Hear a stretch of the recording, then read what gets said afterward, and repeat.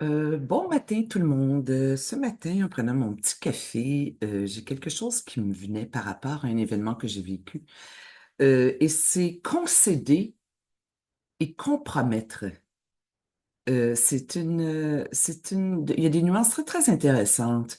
Euh, on concède à l'autre dans un événement, dans un échange.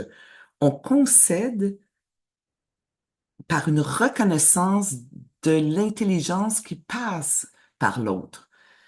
Et dans concéder, c'est que l'intelligence que l'on canalise connecte à l'intelligence que l'autre canalise. Alors, c'est sur le même plan, qui est un plan euh, de conscience. Compromettre, c'est s'oublier. C'est comme un manque de reconnaissance de soi pour servir autrui, pour se faire comme pacifier pour euh, un bon entendement, pour garder une certaine harmonie.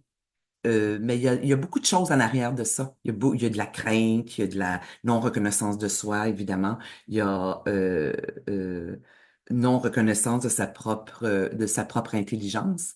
Alors, on se compromet et dans l'involution, surtout la femme, je n'exclus pas les hommes, mais surtout la femme a été amenée, de par l'amour, entre guillemets, à se compromettre pour l'autre, à se mettre en deuxième plan pour convenir. Les compromis, c'est toujours pour convenir.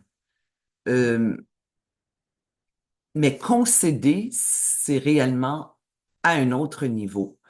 Ça se fait vraiment de vibration à vibration dans une totale reconnaissance et sympathie vibratoire de ce qui est exprimé, de ce qui est vécu.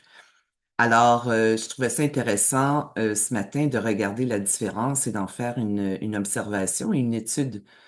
Moi, personnellement, bon, j'ai vécu quelque chose dernièrement et ça m'a amené à un pas de recul et regarder la situation d'une autre façon.